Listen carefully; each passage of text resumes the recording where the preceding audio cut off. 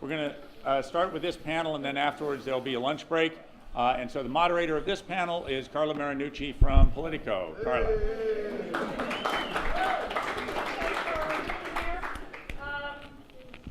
Politico's California Playbook, myself and my colleague Jeremy D. White, my co-authors here today, our daily briefing on California politics. If you don't get it, come up and talk to us. We'll make sure you're on the list. We've got a great panel today. Let me start. Tim Rosales, campaign manager for right here. for governor.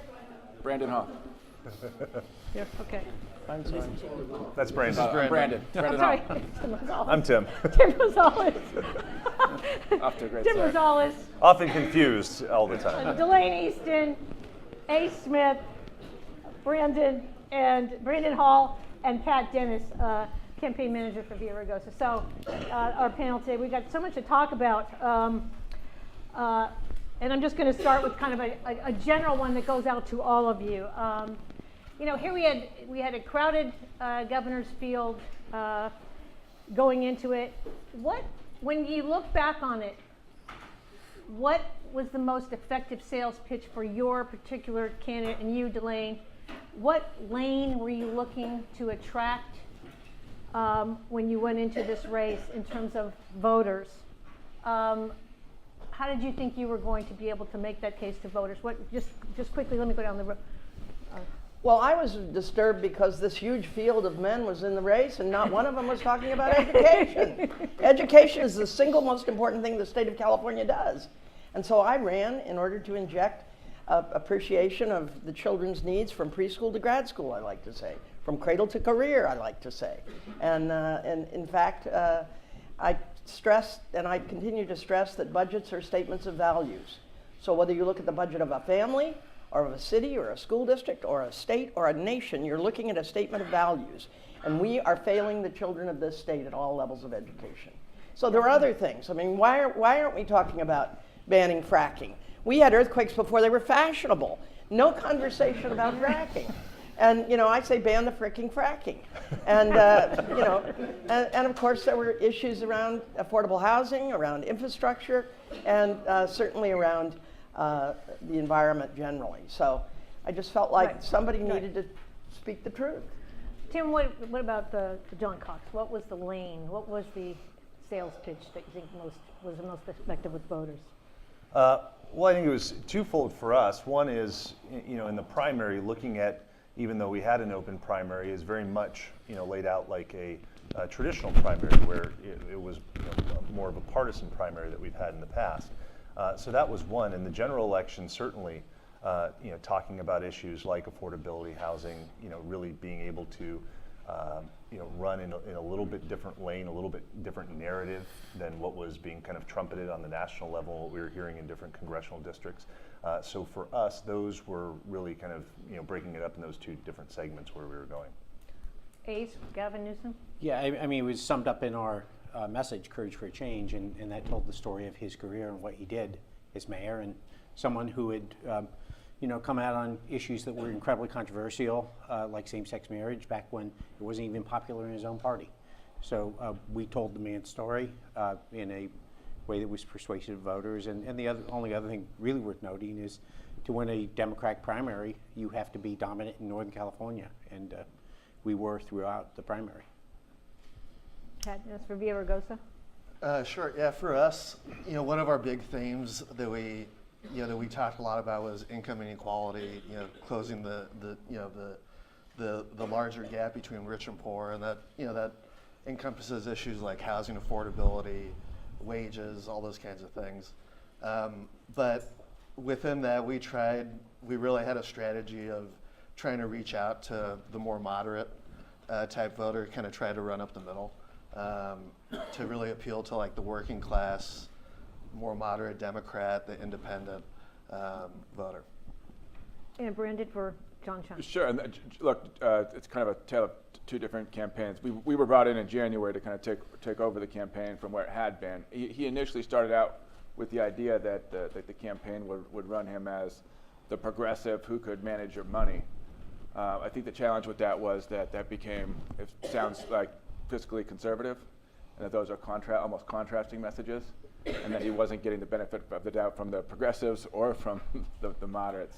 So then we tried to do move it away from the fiscal matters and into more of the progressive who is a competent manager. And I mean, looking at it, I want an honest assessment as you headed into this race. What did you think was the biggest hurdle that your candidate faced? And you, Delaine, what did you think were the actual odds of being able to make it into the primary? How tough were what was the biggest hurdle for you? Well, the biggest hurdle for me was probably, I'd run 14 times and been elected 14 times, but I hadn't been in office since 2003. So I had lost some of my base and I didn't have many resources. So for me, it was a real long shot. Having said that, I wanted to change the conversation. And Antonio was gracious enough at one of the forums to thank me for running, because he said before I entered the race, nobody was talking about education, and they weren't. And so I knew that it was, but you've got to believe, right? And so I believed that if I was, the half a loaf would be that I would change the conversation and we would get more commitments to children and education and these other important issues like the environment and housing. Having said that, I really did think it was a long stretch. Tim, how much of a long shot did you think John Cox was?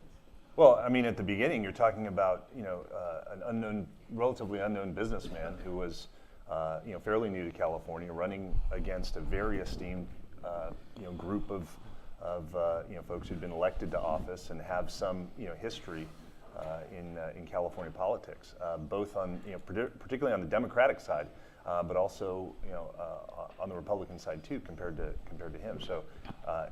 At the outset, it was just really trying to have some proof of concept that there was some there. Yeah. So from the start, right? You knew it was going to be, and that your biggest challenge in terms of looking ahead as you decided to take this job on. What did you see? Yeah, I mean, I think it says it all. In our first kind of we had a 2-minute video right after the primary, and John led it off with. I wasn't supposed to be here, and that was really kind of the, really where we kind of launched, the rest of our messaging and campaign and being able to talk about things in a little bit different way. A complete unknown to California voters.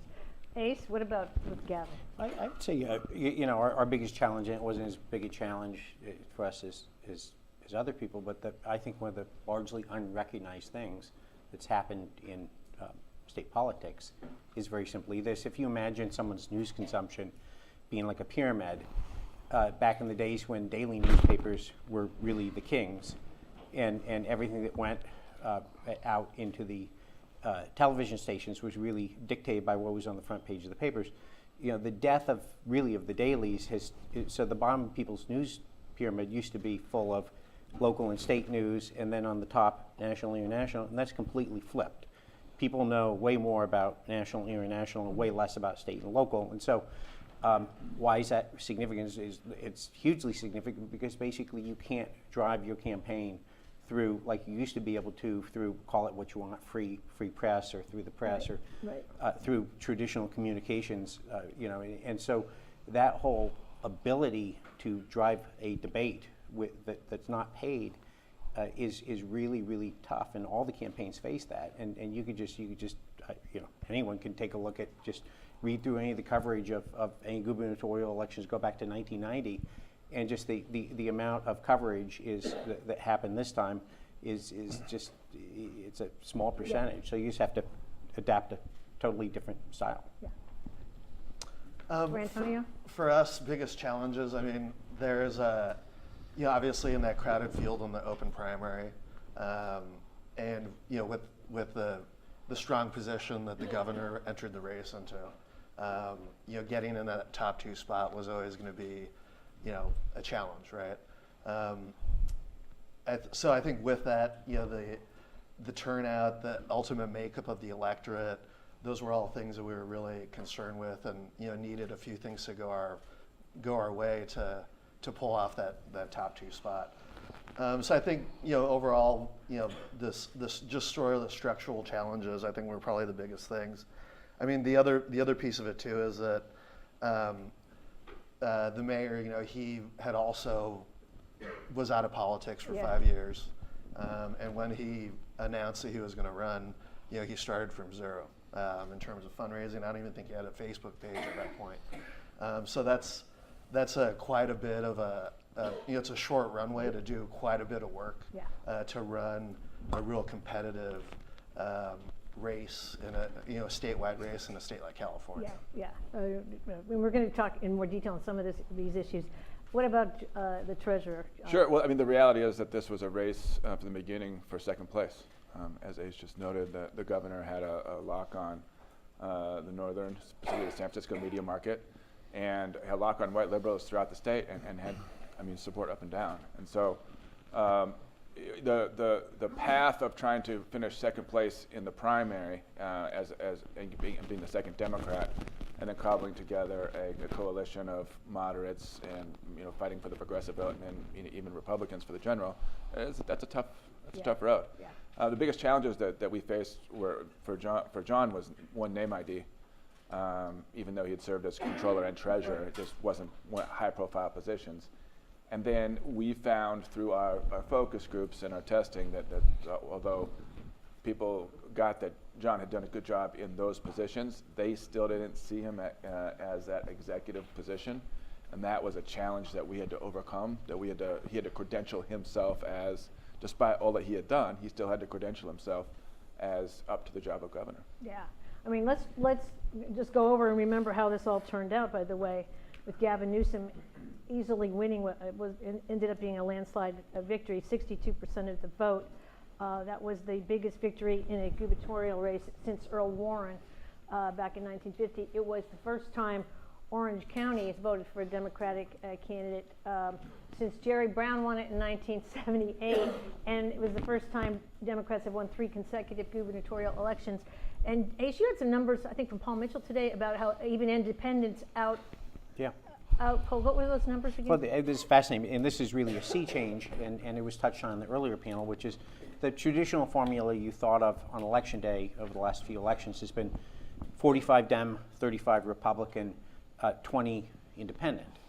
And after crunching the numbers, it turned out to be 46 Democrat, 27 Independent, small parties, 26 Republicans. Republicans are now, not just in terms of voter registration, now just actual people showing up to vote. And if you do the math, good luck. Yeah. So I want to just talk a little bit about the strategies and how this all unfolded. And let's go back and remember that in January of 2015, that's when Senator Barbara Boxer announced she was not running for the U.S. Senate. And 4 days later, Gavin Newsom announced he was not going to be seeking her seat. 2 weeks later, he declared his candidacy for governor. Can you, Ace, take us back? There is so much talk about Kamala Harris wanted to be governor too, and so did Gavin Newsom. Did they have any conversations on that? What was the? That's a lot of fiction. A lot of fiction. They both ran for what they wanted to run for. They did. They did not. When you say a lot, and I think it's probably, we'll see how it turns out. It looks like it's turning out pretty well. That was. When you're talking about 2015, that was the earliest anybody had ever. I think anybody recalled anyone ever declaring for governor. But really, to the point I was making initially, which is, like I said, going into one of these races, you have to recognize that you're not going to be able to, essentially effectively communicate to voters through the media, because there's not going to be the coverage in these state and local races. It just doesn't exist anymore. So, we came to the conclusion that we're going to have to pay for most of the communication. So we started early, and put the money away. But is there a danger in doing it that early, where you're in the bullseye? And I'd like to hear from the rest of you. Yeah. What was your candidate's and campaign's reaction when he declared that early, 2 years ahead of time? Was everybody like, "Oh, God, no"? What was the mayor saying back then? Well, that you can say for a family friend. I wasn't working with the mayor in 2015, but I will say that I don't think that it was a surprise that the governor announced that early. He was, since he ran very briefly in 2010, right? Since then, he, in office laid the groundwork for another state, potentially a run for the governorship or another statewide run. So I mean, it wasn't, all that much of a surprise, I think. Did that allow him give him a leg up on the fundraising? And Well, do you think it it gives you served to keep some gives you a people leg out? up on fundraising, endorsements. I mean, I don't see any disadvantages. Not in terms of making him set the target for all kinds of. It didn't happen. It didn't happen, So- right? Do you think it kept some people out of the race? I'm talking about Eric Garcetti, and how much of a problem would he have been for you? I think I'm always of the belief if you're going to run for something, you might as well declare it because it forces everyone else's hands and everyone's reacting to you. So you're always better being in a position in politics where people are reacting to you, whether you're reacting to them. So it's just kind of that simple. Tim, at that point, the talk of Republicans in the race was about Kevin Faulconer and Ashley Swearingen. Mm-hmm. John Cox really wasn't on the radar that much. Talk a little bit about what, when he started to really seriously look at this and what his reaction was to Gavin Newsom. Well, I mean, I think it's what's been said is all along this was a race in terms of the primary for second place, and then you got to be on the field in order to have a chance to win the game. So you get beyond that, and then you've got an opportunity. Early on, there was a lot, speculation about Mayor Faulconer, certainly, and he was I think making the rounds and doing some things and kind of sounding out different groups. Certainly, I think part of the calculation was you're facing a candidate like Gavin Newsom, who was putting together a very, very strong campaign. So that certainly was looked at. I mean, it takes me back to, a little bit to thinking about the 1998 race where even after that, where you had Richard Riordan being talked about against Dan Lundgren. They were able to keep him out of the primary. Dan Lundgren got the primary, and it didn't end up to be that didn't end up to be such a great exercise for the Attorney General at the time. But I think that there was a lot of that speculation. But in terms of where John was going, he was determined to do this. And again, it was kind of like proof of concept, right? You had to keep moving forward, and this was something that he wanted to take on, and had some real issues that he wanted to talk about. So it was the kind of slow, steady pace, and it turned out to be successful there. And I think Gavin was smart to have started early. I really do. I mean, I wasn't actually considering running in 2015 because I had been off the stage for a long time. Mm-hmm. Having said that, he did, in fact, identify a lot of good resources, and financially and otherwise, and he did get some people that committed early to him. I went at one point to one of the AFL-CIO meetings, and the guy calls me up and said, "That was the best interview we've ever had in our lives. I just can't tell you how everybody raved about you." Mm-hmm. I said, "Then why didn't you endorse me?" And he said, "Well, we didn't see your path to victory.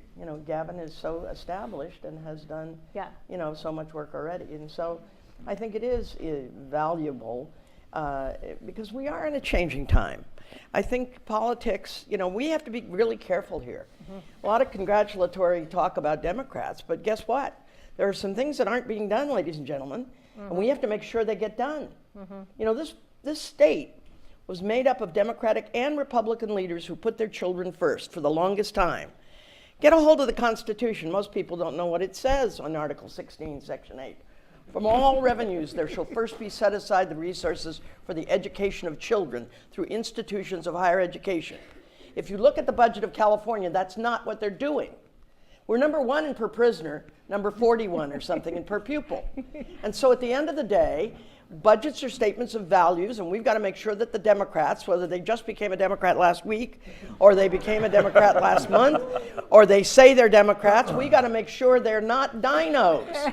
Democrats in name only. We got to hold their feet to the fire on the issues of importance to the people of California. Sorry. But, that's good. But it turned out that Don Chong was the next candidate to get into the race. In May 2016, it was more than a year later. And a lot of people looked at his numbers, he had $9 million in the bank, and said this guy might be a problem for Gavin Newsom. Talk a little bit about that. Well, again, I was brought in January of 2018, Okay, so yeah. I was not with him Right. at that time. I think that promise was there. I think that the campaign struggled early on to find their footing, and that's one of the reasons that he ended up making the change. I mean, the governor was doing, running initiatives on gun control and making some really smart political plays, and I just I don't think that John was able to match that. However, a lot of people talked about John Chiang's potential attractiveness to the Asian American vote and how much money he picked up among Asian American voters. Did either of you see that as potential problem? Is how much of a No, he clearly had great potential. Clearly did. but just didn't. Just, I mean, for a lot of reasons, and Yeah. it's and I also think it was a formidable task of running against Gavin Newsom. I mean, and this is where I think with John Chiang, we obviously took him very seriously. As Brandon said, he's been elected to statewide office for a really long time, decades, and he had a early start. He raised more money than we did and spent That's right. more money than we did. On the hard side, you guys Yeah. had 20 million Well, on the soft side. We had no control of that. well, we're going to talk clear. about that. But I mean, from the campaign side, yeah. Right. So yeah, I mean, and when he did announce, there was a lot of buzz about him because he does, he has a good resume, right? But at the end of the day, for us, we had different pools of voters. I think we're going after. We had a different base than he did, but Yeah, I mean, let's talk about that because Antonio Villaraigosa got in November 2016, also more than a year after Gavin Newsom. And your candidate started out with a great balance sheet. I mean, he had these credentials as mayor of Los Angeles. He was seen as being able to attract this growing number of Latino voters. He was seen as a Democrat who had charisma, who had ambition. And in the early 2017 IGS polls, by the way, Villaraigosa and Newsom were pretty close, 4 or 5 points apart. Did that give you all, talk a little bit about, like, at that point, it looked like it could be a toss-up, or you were definitely within striking distance? yeah, I mean, early on, I mean, as you said, right, he was definitely a top-tier candidate coming in. I mean, 2-term mayor, former Speaker of the Assembly, good credentials, good resume. And so I think, early on, definitely those polls were super helpful for us. It helped give the campaign momentum, helped us get our footing, helped with fundraising and viability, of course. But again, I think this probably goes a little bit to what Ace was saying. That once you really get into this, you get in the cycle, the campaign cycle, money starts getting spent, people start paying a little bit more attention. If you have more resources and more of a and also a message that really was appealing, was very relevant at the time, with the anti-Trump, all the progressive stuff, that kind of helped steamroll Newsom, I think, a little bit more, and we just lost a little bit of wind in our sails there. Yeah, I mean, what did you all identify as being, say, the top 3 issues with California voters in each of your lanes? I'm just interested. I know, obviously, education, Delaine, but what else when you were out there talking to progressive voters and you were getting very impassioned followers out there? I covered you in a lot of these places. Well, education, housing, and one of the things that I advocated for was building more higher density housing next to transportation hubs, because increasingly you have couples, they can't live next to where they work. One goes north, one goes south, one goes east, one goes west. All over the state of California that's going on. And so by really focusing on building housing near transportation, I thought we had a very important initiative. And you know, honestly, I really do believe that environmental issues should be something that California is focused like a laser on. Like climate change? Like climate change, yeah. And I actually, the other thing I would say is, and this has come up recently, somebody's asked to do a study of why our gasoline is so expensive. Do you realize we're the #1 gasoline producing state in the union, and we're the only one that doesn't have an oil severance tax? And yet we're paying higher gas per gallon than other states, and we were even before they raised the gas tax. So there's something fishy going on here, folks. And I believe that one of the things you need is you have to put really excellent people in charge of these agencies. So one of the things when I met with Gavin after the primary, I said to him, especially the agencies that have direct connection with the public need to be looked at. They're knuckle draggers. And I used the DMV as my example. And right after that, it was like they did this just for me.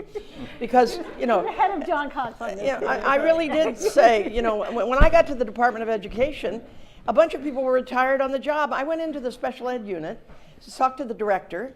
He had a rotary dial phone and a typewriter. We were being sued because he wasn't doing his job. He said, I've been thinking about retirement. Good plan. I think he had retired. He was just coming to work. So I really believe that one of the things that needs to happen in California is you need to get nimble, smart, able people who are going to get to the bottom of things and going to insist that there be transparency and a connection with the public. You know, this is interesting because she just identified housing and DMV as two major issues, which is exactly what your guy, John Cox, ran on in many ways, right? I mean, yeah, I mean, it hits the nail on the head right there. I mean, you know, John did a piece for one of the Silicon Valley groups back in, I think it was 2017, about CEQA reform and housing, and really focusing in on that issue. Of course, that was his business. You know, and I think, you know, any of the reporters in the room are well acquainted with our DMV tour and water delivery to DMV offices, you know, throughout the state of California over the summer. You know, again, those are two issues. And I think, you know, we've seen that also, kind of the triangulation of that, you know, kind of come full circle. You know, here in the first few months after the governor was elected, you know, talking about those issues as well. So I think certainly you've got the, probably all of us here up on the stage would talk about, you know, housing, would talk about, you know, some of those, DMV or, you know, structural issues. Certainly, I think water is up there, you know, in terms of things that we saw in some of our research. It's just a lot harder to communicate in some ways, but you know, the overarching theme of affordability, just you know, how people are experiencing their daily lives here in California really was something that we saw, regardless of the issue.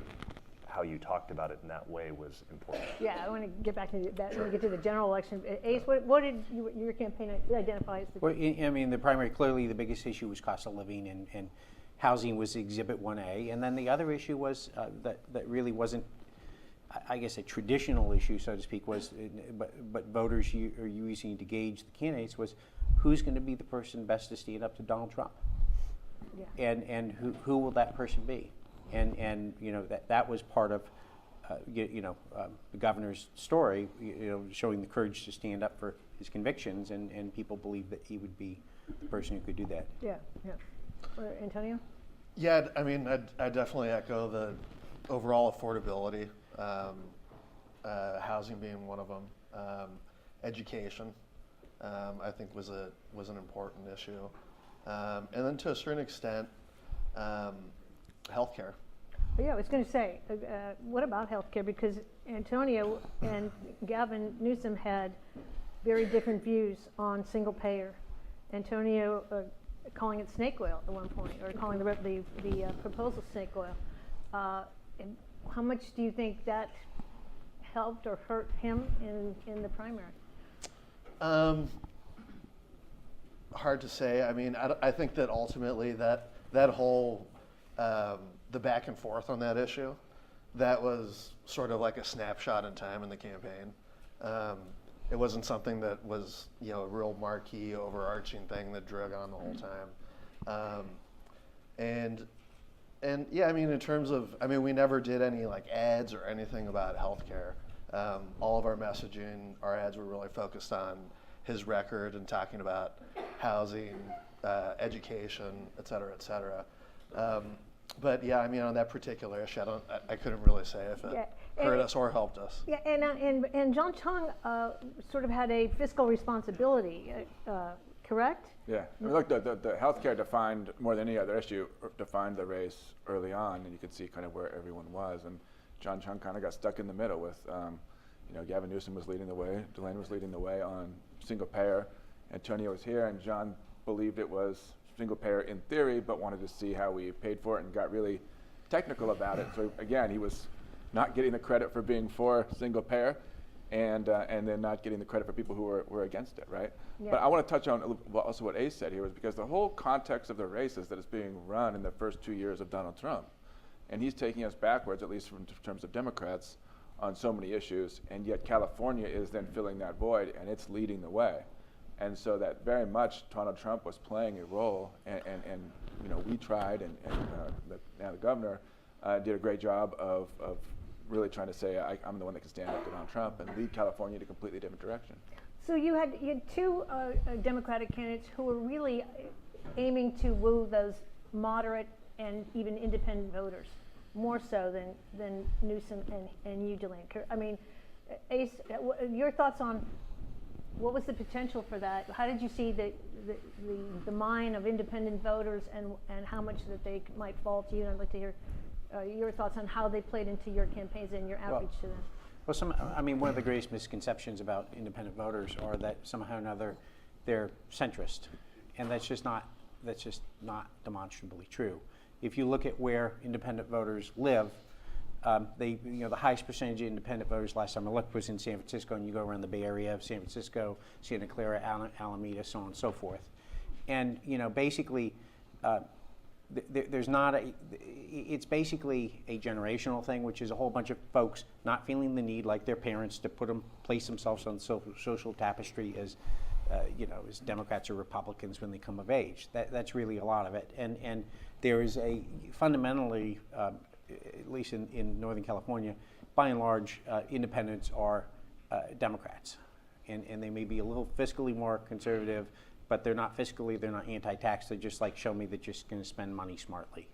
So that's a great misconception about who they are. And really, the basis to winning a race for governor of California is to, essentially run up big totals in the Bay Area, I-80 corridor down the coast, and basically, and if you look at what we did, it came out of the 9 Bay Area counties with nearly, it was around 900,000 votes. Once you get to that position, you just have to break even in Southern California, and you'll win overwhelmingly. He did better than that, but it's something that's almost impossible mathematically to overcome. There was some suggestion that the Central Valley, that Antonio and to some extent John Chiang, we're playing the Central Valley more in hopes of winning sort of the more conservative Democrats, or if they exist anymore, and moderate and middle of the road folks. And that's also where your candidate played.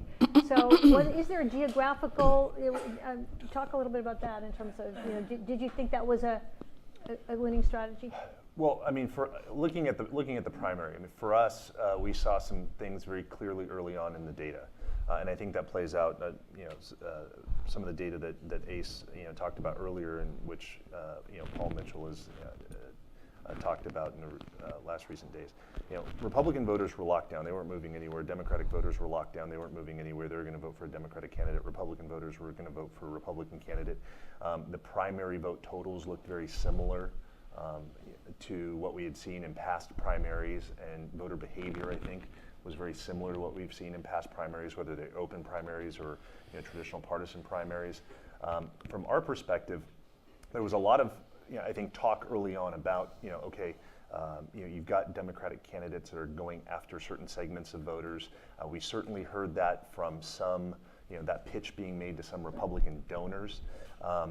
But what we kept seeing in our polling was Republican voters were locked down. So we, very early on in the primary race, right after things, end of filing, and it showed that we were going to have one real Republican, other Republican in the race, and it wasn't going to be 3 or 4.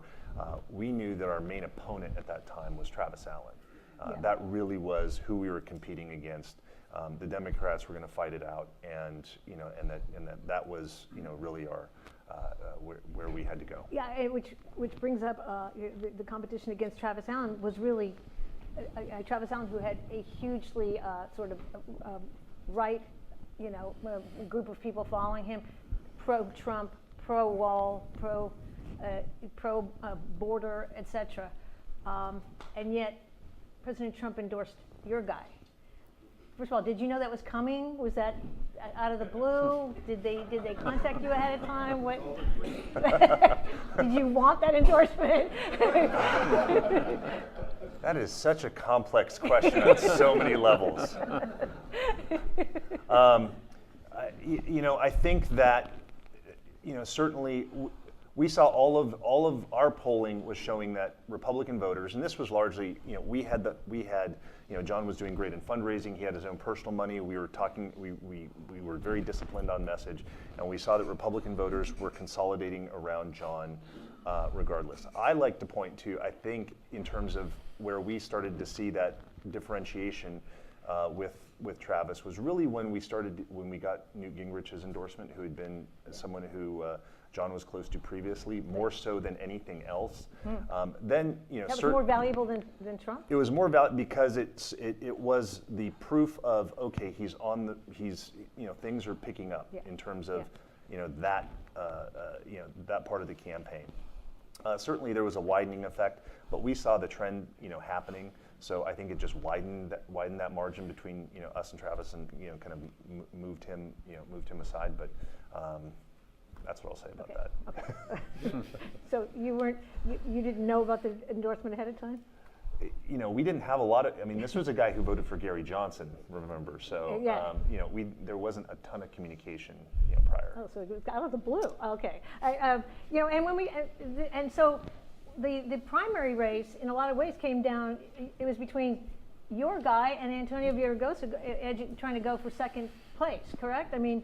And certainly Chiang was in the mix there too. I want to get your thoughts on the race between you and Newsom, between Antonio and Newsom, got very heated. He was calling him a Davos Democrat.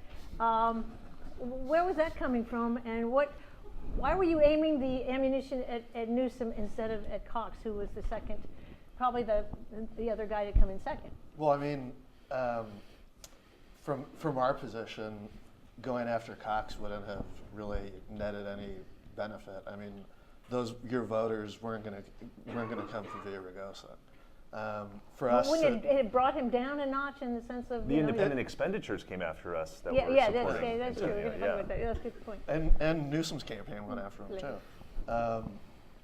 No, I mean, for the number one thing looking at the field is we needed to get into the runoff. We needed to either expand the electorate, get more Latinos out, or tap into voters in the Central Valley, those places that are traditionally not traditionally overlooked and usually don't vote in very high percentages. We needed to get some of the undecideds, but there are very, very few undecided voters, and our polling showed throughout the race. Or we needed to pull votes from another candidate. So ultimately, trying to create that contrast with Newsom was part of that strategy, and to also not always just necessarily to get people to leave him and come to us, but to at least show a real clear difference between the two candidates. Yeah. And going after him on being kind of liberal, elite, is driving a Tesla, so forth. Where was your polling showing you that was going to work, or was it?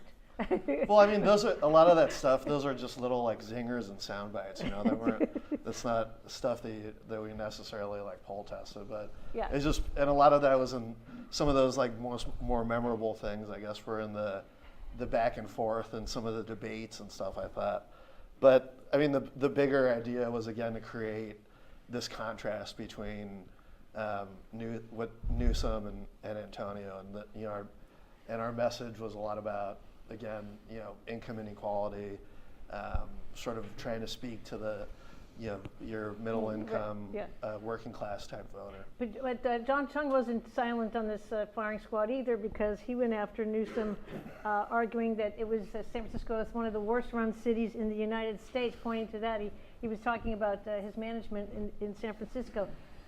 Any thoughts on how? Yeah, look, I think early on the campaign viewed Gavin Newsom as their main opponent. I think when I came on, we shifted our attention, because the reality was our polling showed that we couldn't move voters off of Gavin Newsom. At the time, both the Republicans were between 10 and 14%. Cox's movement came pretty late in the race, and the problem with going after any of the Republicans is you weren't bringing those votes your way. You were just going to exchange. One of those guys was going to go up or down. You wanted to keep them equal, like below 15%, and then the only other person left to steal votes from was Villaraigosa, and so that's who we went after. That's There's a while there where you guys were like going after us every day. in our paid communication, we never went after the governor. We by that time we viewed Villaraigosa as our opponent, our path to get into second place, Right. and so that's where we aimed our fire. Right, and you know, by some of the accounts that came after the election, it said, you know, did Villaraigosa get caught flat-footed? Did he not anticipating the rise of John Cox as quickly as it happened? Do you think that is one of the issues? An issue in terms of. I mean, did you not see him, Cox, as being the danger there? No, we did. I mean, and we saw in our polling the same thing that Brandon saw too, and there's where, you know, Cox. I mean, Ellen was always behind. Cox was, you know, in the 12, 13 range, and in our earlier stuff in like April and the beginning of May, we were like, you know, within a couple points of Cox. But again, us going after him is not going to necessarily, you know, bring us votes, right? Yeah. And fundamentally, I would just say to have beaten Governor Newsom, you would have had to, you know, probably be up on TV like in week 10 with the resources like the charter school people ran, and what they did was one of the most foolish things I've ever seen anyone do, which was take a huge amount of resources, run it once at us with bad attacks when the cake was already baked. You know, and you know, probably the biggest loser in this last election, between that and proud to say to have worked for Superintendent Tony Thurmond, was those two races, just absolute disasters. Yeah, I mean, I talked a little bit about these IEs were trying to help Antonio. What your thoughts on that? Yeah, you know, you had, you know, certainly the mayor had been a strong charter proponent when he was mayor of Los Angeles and that type of thing. But, you know, from a policy standpoint, I mean, certainly you had, you know, probably the most pro, you know, charter person in the race was John Cox, and, you know, getting these tens of millions of dollars. I remember coming home one day and there was, you know, 3 mail pieces, all from the California Charter School Association, attacking John Cox on, you know, a variety of different things. You know, I thought it was, you know, it wasn't necessarily, I think, a good, you know, use of their resources, but, you know, that's what they did, and you know, ultimately it did not impact us whatsoever with Republicans, because in the primary, because we had been consistently, we weren't communicating with anyone else. We were simply talking to Republicans. We were doing so, you know, and I remember people saying, well, where's John Cox? Where's John Cox? Where's John Cox? Well, if you're not hearing from them, you're not in our target universe. We're not talking to you. And we were mostly doing that via digital, via online, and some of those other methods, and completely ignoring everyone else, because we knew that was our target. We had to win that. If we won that, if we got were able to get the lion's share of that, Get over the line. you know, then we got second place. Delaine, as a former superintendent of public instruction, what was your view when you saw these charter schools folks pouring millions of dollars into the race? Ace said they did it with in the Thurman race as well. Well, I really did think it was pretty ham-handed, and I thought, everybody here needs to remember that charter schools, one of the early advocates was Al Shanker, the head of the American Federation of Teachers. There is a place for charter schools. Having said that, when you've got a charter school in Livermore that are charging Chinese families $30,000 a year and guaranteeing their children will go to Berkeley, probably somebody needs to take a closer look at some of these charter schools. So there's too much of an all or nothing. We're either going to have all charter schools or we're not going to have any. And the truth is, it's a much more nuanced conversation. There are good charters that are doing good work, and there are crooked charters that won't allow special needs kids in. That's illegal. So we need to have more sophistication. And what happens at the Department of Education, when the state board grants a charter, and it's granted 56 charters, the last time I looked, it might be up above that now, they only have in the department like 8 staff. If you had a school district with 56 schools in it, you'd have more than 8 people in the central office. And so nobody's overseeing them. So if the district doesn't grant, if the district grants the charter, the district oversees them. If the county office grants it, the county office oversees it. If the state board grants it, good luck. And so somebody who's a little more sophisticated needs to deal with this issue. And it tended to be black or white as I saw the ads. I thought they were poorly done.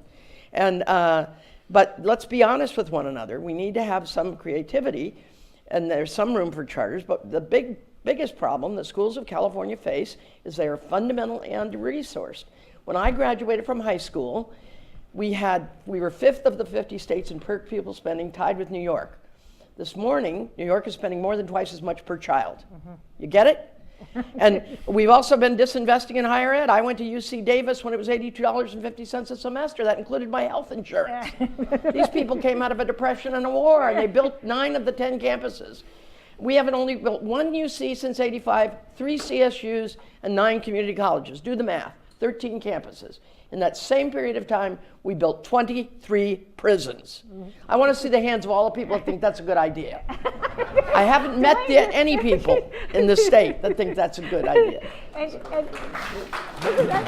she got a lot of applause when she talked about that on the campaign trail. And you were the only woman in the race for a while. And late in the 2018, Amanda Renteria got in. Is she in the audience? She's going to be doing a panel later today. Former Clinton campaign strategist from the Central Valley, Latina, had huge credentials. Ace, how did your campaign react to? There was this feeling that she was maybe brought in to take the Latino vote away from Villaraigosa, or to assist in one way or the other. What was your? She literally had no impact on the race. Ultimately, yeah.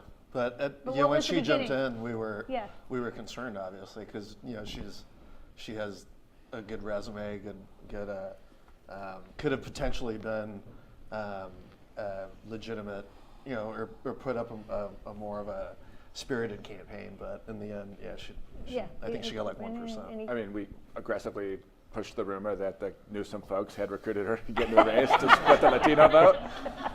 And then when she called on him to get out to resign, that theory obviously went away. But that was our read of that. And I have to note, I mean, Renteria was the one who brought up as kind of almost a central issue of her campaign the whole Me Too issue. She called on Newsom to resign over sexual conduct. She said it disqualified him from governorship. And I know that I was on a forum with him at USF early in February, and I think we asked him about it for the first time on the stage. That was the first time he kind of addressed that issue. Was he prepared for those questions ahead of time? And I assume your campaign had prepared him for questions like that? Well, I mean, her attacks were, just flailing and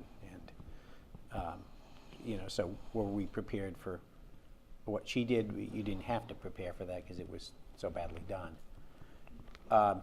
But in general, I mean, he's probably one of the few people in America who handled something like that well when he came out and said, everyone said everything you've heard is true. I take responsibility. Yeah. So he knew the But that was all when he was mayor. I do want to say that I want to remind everybody here that the bigger the state, the harder it is to elect women. So when I became superintendent of public instruction, I was only the 4th woman to be a constitutional officer in history.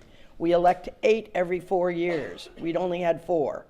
Today, for the first time in California history, we have 3 out of 8 constitutional officers that are women.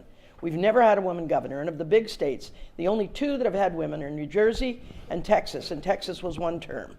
So it is important that you understand that when you get to a critical mass of women, and men of quality are not threatened by women's equality, so I will say this to all the men here, the reality is when you get over 30% women, more is invested in education, healthcare, families, and seniors. And guess what? That's where we ought to be focusing.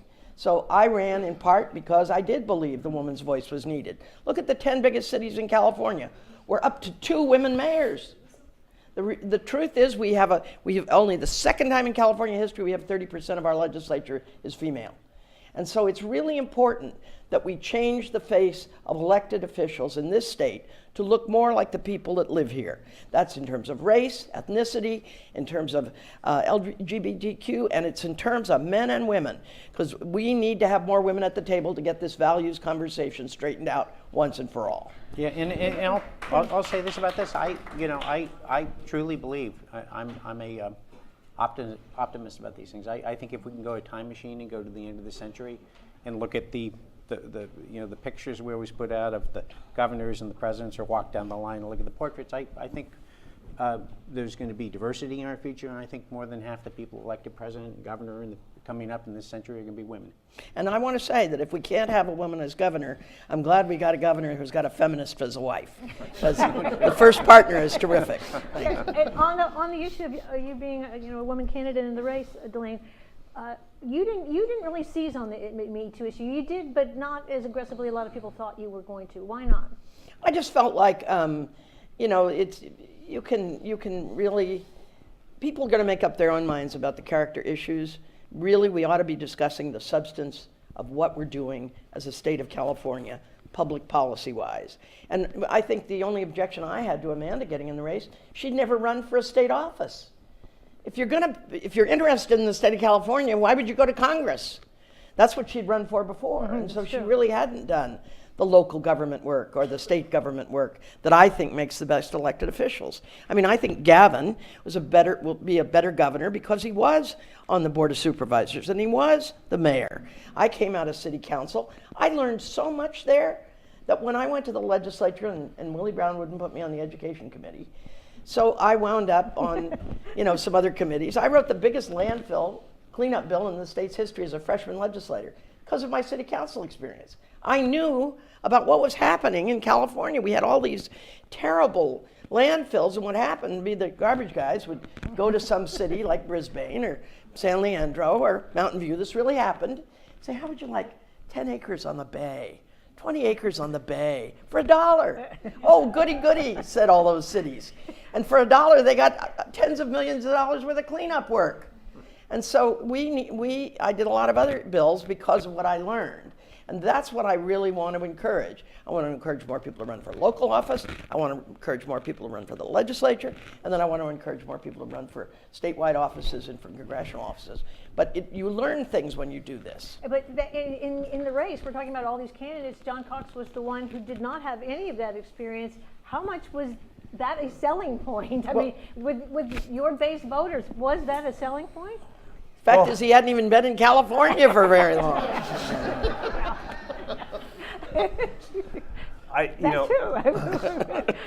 Yeah, I mean, I think that for John, number one, it was something that we use as a positive, right? Because it was taking business experience, taking experience from the private sector.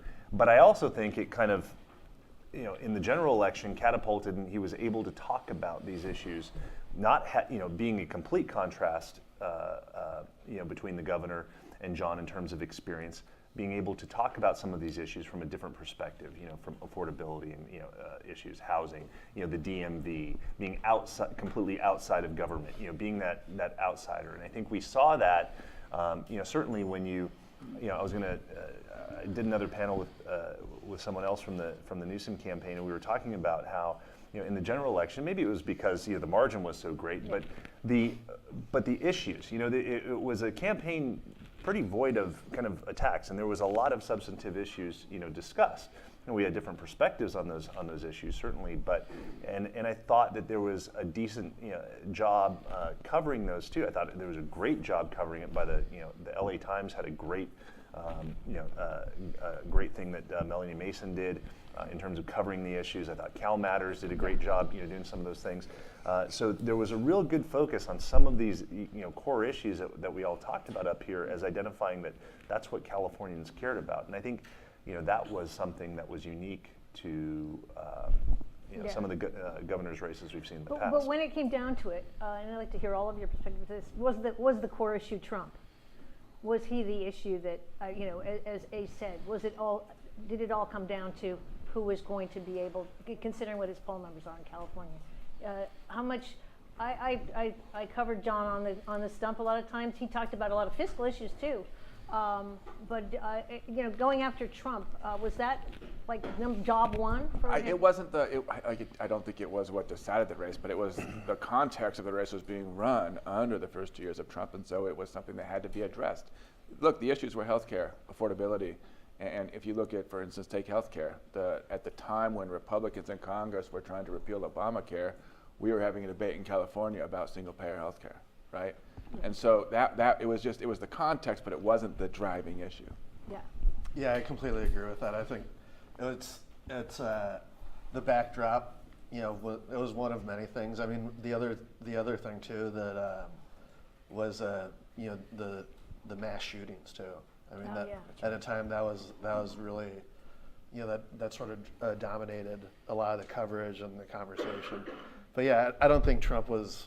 I don't think that people made a decision solely based on like, okay, who's gonna fight Donald Trump the best. I mean, some people probably did, but he was a factor. Ace, what I think it was a huge, it's like the whole context of the race.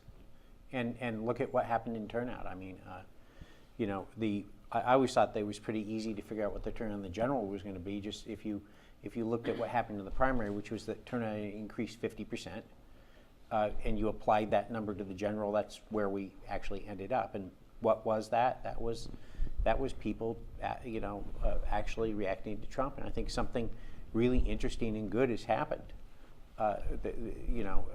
Which is that people have woken up and they've snapped out of a lot of the cynicism and this kind of belief that elections don't matter. They're both parties. What does it matter if I vote? And I think I think there's a new awakening that we've seen in California that may presage something that's going to happen nationally, that elections actually matter. I think where you see this acutely is looking at the congressional races in comparison with the governor's races.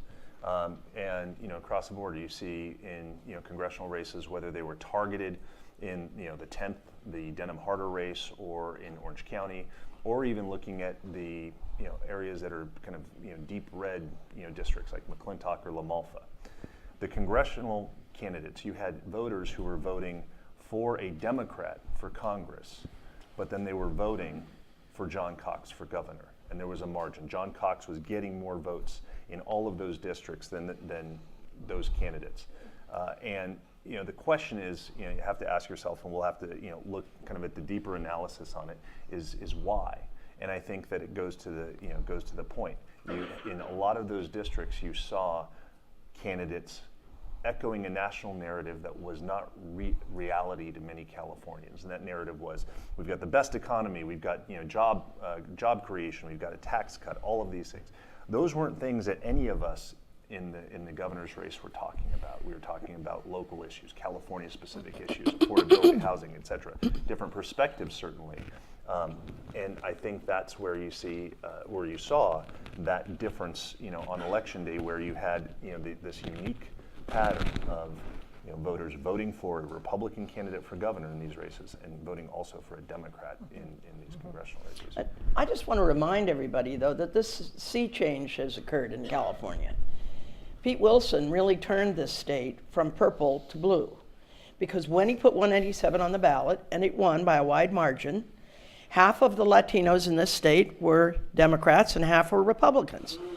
And then he goes after 209 and 227.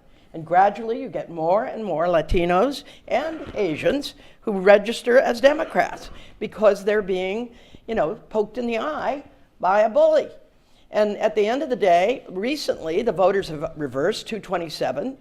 I went to court against Pete Wilson over 187 and won the lawsuit. He wanted the teachers to become immigration agents.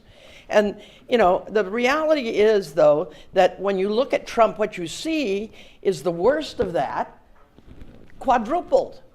And I really do believe that it affected the outcome of the race, that we have got such a blue state right now, because in fact, Trump reflects some of the most racist and discriminatory behaviors any of us in this room have ever seen in a president, ever.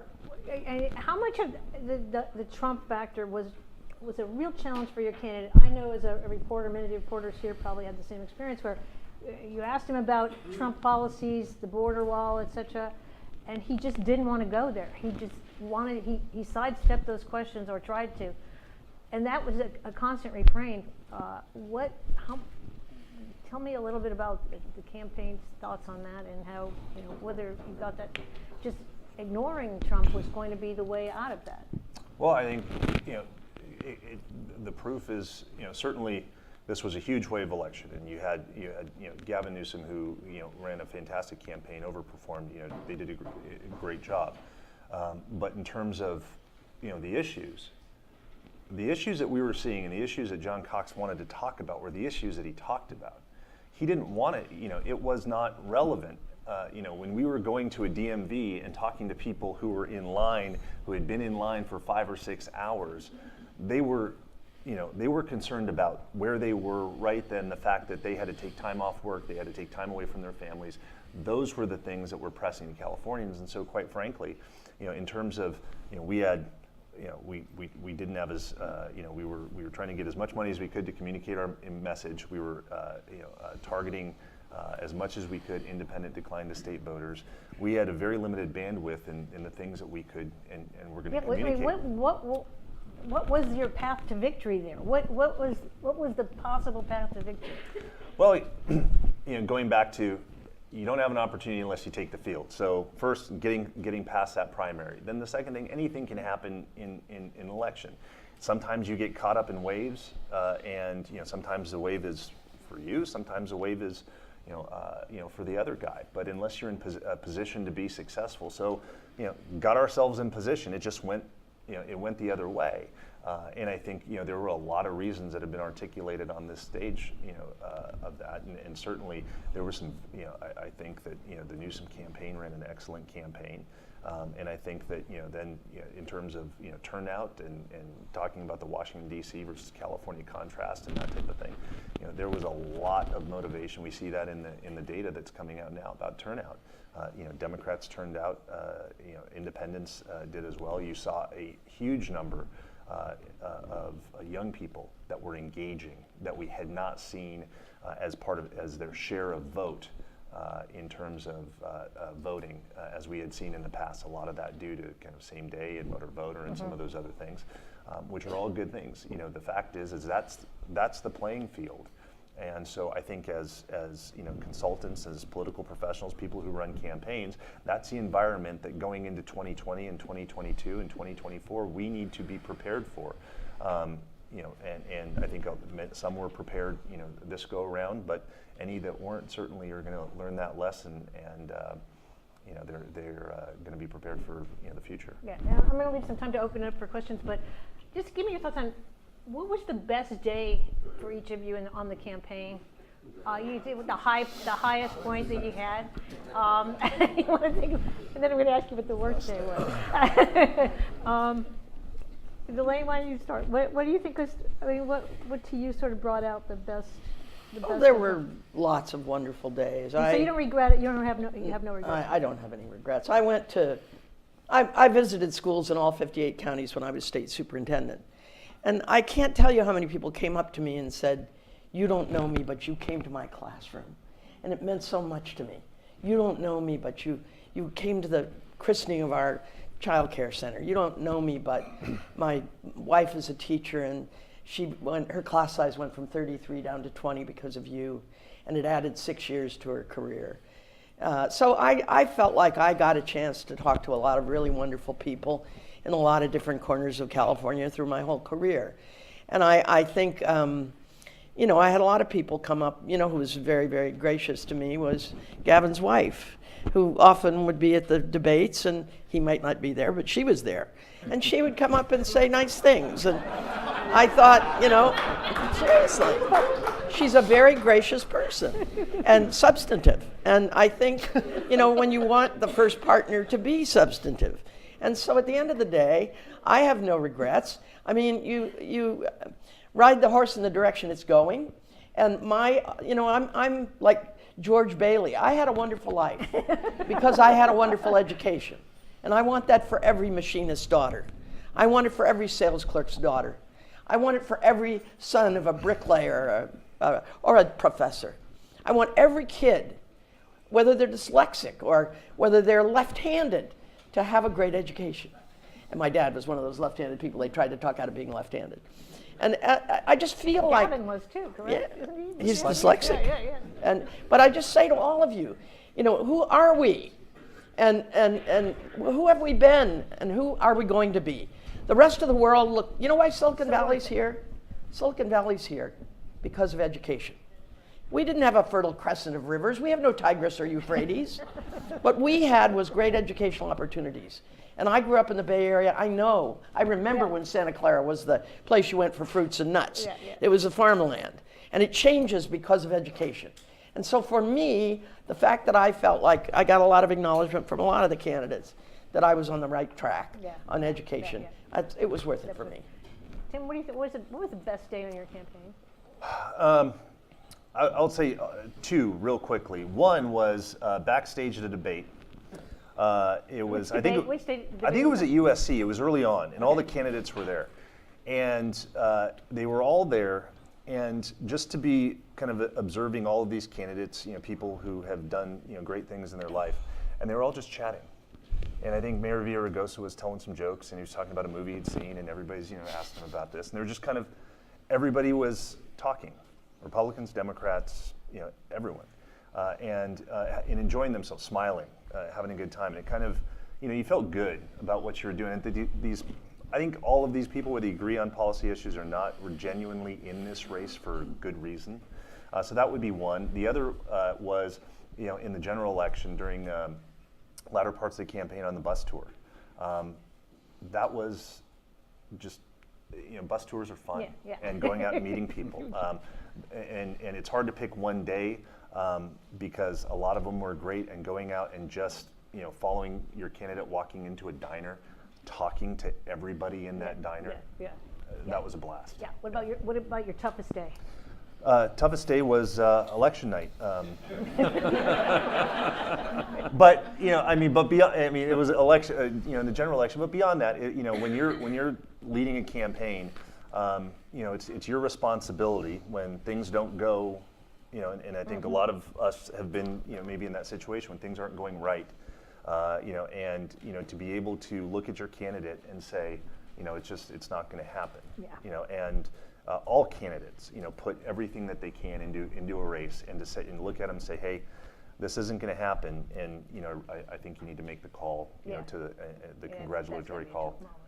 That's the toughest thing that you know. Let me go to you, Brandon, next. Our best day, I thought, you know, when we did the state party convention, it was one of the last kind of big endorsement pieces to move until you got to the editorial boards. And I thought that we did a really nice job of showing strength and moving that for John. So we were proud of the work that we did there. Yeah. What about your toughest day? Look, my toughest day was the night before the election, sitting down with John and you know, having a frank conversation about where things stood. He's such a kind and good person and dedicated public servant that to be able to have to break that news that you work so hard and it's not going to happen is difficult. That's got to be hard. Same for Antonio. There's a lot of really good days. I mean, to be honest, at the time, one of the best days was the day that the charter school started their independent expenditure. Seeing that $10 million go in was like, all right, we got a race here. Didn't work out that way that we hoped. Another one that was really good for the campaign, especially for the mayor, was when we got the LA Times endorsement.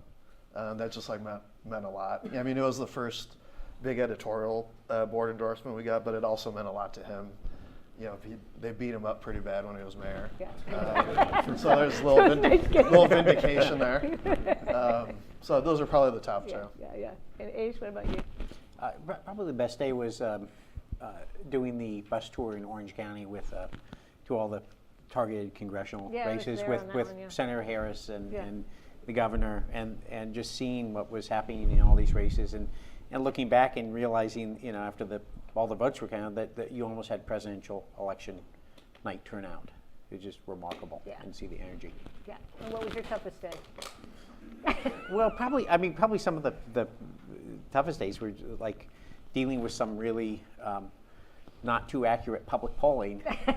You know, that we just knew. You know, we had our pollster is David Binder, who I think is President Obama's pollster, one of the best pollsters in America, and we never had anything that was even remotely close to some of the public polls. And so having to sit down with the candidate and say, you should actually believe your pollster.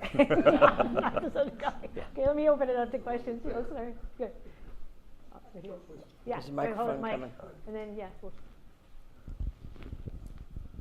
For Ace, how would your campaign have differed if you'd been running against a Democratic opponent in the general election, and which one of those did you fear the most? Oh, that's a great question. I don't know. Probably for various reasons either. They both had their own strengths. But clearly you don't want to run against a Democrat. It just makes it because for the very simple reason that I don't see how you elect a Republican statewide in California today. Its numbers aren't there. Well, it just becomes a radically different race. It probably becomes a much more geographically based race. It becomes a race where you're really holding your voter base in Northern California, Bay Area, the coast, IE corridor, and Southern California becomes a much bigger deal. And so it really would be a matter of spending probably way more time in the LA media market. Did we have a question back here? Yeah.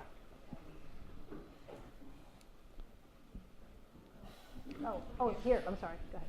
So one, thank you, and Delaine, thanks for your energy. Every time I see you, I just get inspired by your energy and running. Ran that statewide campaign, and I saw you all over.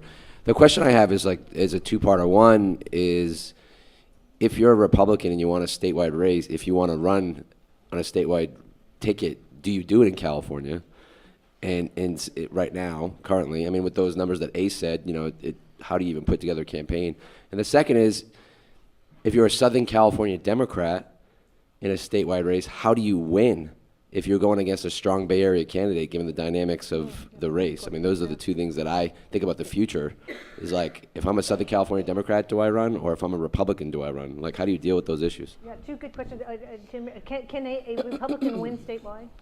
Well, you got to take the field in order to, anything can happen in an election. Certainly, I completely agree with what Ace said, is that the numbers, the math is extraordinarily difficult. And I think it was talked about in one of the earlier panels, is what do you have to do? The Republican Party in California has to rebuild. I think there are some guideposts to doing that.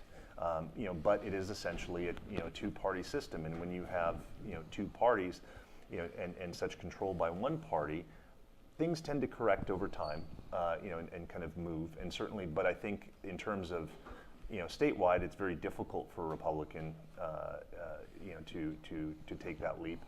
Regionally, in various districts, I think that's where the opportunity is really in the years moving forward. And 2020 is going to be a tough election. And what about the second question is a good one too. How does a Southern California Democrat win statewide?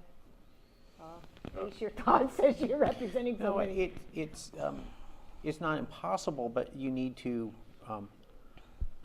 you need to at least be able to break even in Northern California, and if you're running against a really established candidate, that's really incredibly difficult. But there's plenty of races that don't have that established of a candidate. So, Agreed. Well, you could have two Democrats from the north running, and that would help split the Yeah. vote, right? or just, talent matters. Like, it wasn't just that Gavin Newsom was from the north; he was an incredibly captivating talent. And so, if you had a weaker candidate in the north and a captivating talent Yeah, from the south, yeah. it might be able to. There's still some room there, you're saying. Yeah, I mean, he was a real force to deal with. Yeah. That's why he's governor. I think a Southern California Democrat can win, frankly. There are lots of people. Orange County's just turned blue, ladies and gentlemen. San Diego is blue, at least in part.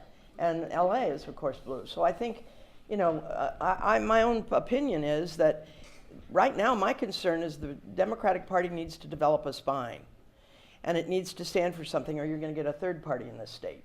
Because, you can't let Democrats go in the back room with the sugary drink industry and say for the next 10 years no other city can pass a sugary drink tax. That is just wrong. And you have to have somebody who will have an honest conversation about fracking. There is no reason that we should be putting dirty oil in the ground of a state that's so filled with seismic danger. And there's just so many things like that the Democratic Party, it's not enough to have a big numbers. You've got to have some people with spine that are going to move the needle on the issues that we care about. And education is one of those issues. Okay, I think we got a question over here. Thanks to you all for being here today. This is not quite in line with voting numbers and what have you, but as someone interested in California politics, I just moved here. I'm wondering, given all the various content and books coming out on politics, if any of you have any specific recommendations of things that you've been reading, things that are especially informative, because there's a lot of stuff out there, and picking and choosing from them is tough. So any writers or books that you've been reading that you'd recommend? Ace, congrats on your book on Satchel Paige. I read it. It's very good. It's a good one. Any thoughts there, or? I actually think, I think Ethan's book on Pat Brown is one of the finest books that gives you a sense about California politics. I think the new book that will be coming out that Jim Newton's going to be writing on Jerry Brown is going to be a tremendous book. I've been reading the book, The Browns of California, which I think is a tremendous book. A lot of history weaved in with the kind of chronology of the Browns' history in California. So that's one that I would recommend. Yeah, that's definitely. I just picked up a book called Game Changers, which was recommended to me. I haven't read it yet, but if you're new to California, you should read The Cadillac Desert. It's all about water policy in California. It's old now, but it's still relevant. Yeah. And it's really something, I see some heads nodding. Yeah. I think it's really a spectacular book. Okay, we got somebody over the side, and then, Then, I'm just curious, how much of your the primary campaign, how you messaged with the intent of carrying that forward if you made it into the general election? how much was your primary message, able to move forward into the general? I mean, for us, I think our primary message was probably better suited for the general election. I mean, it gave us more opportunity to appeal to a wider swath of voters if it was, us versus Newsom. I really, Antonio did give me acknowledgement. I want to thank Gavin for what he's done. He's stepped up on preschool for all. He's stepped up on full-day mandatory kindergarten. He's stepped up on increasing investment in K-12. And he's stepped up on a second year of community college tuition free. So Those were all your issues. all my issues. Cradle to career is my phrase. So, I really believe that we did change the trajectory of the conversation, and I hope that the rest of the Democrats will line up with Gavin and get this done, because 15 states have mandatory full-day kindergarten. It's disgraceful that we're not one of them. Oklahoma and Georgia have more preschool than you have in California. Doesn't that make your skin crawl?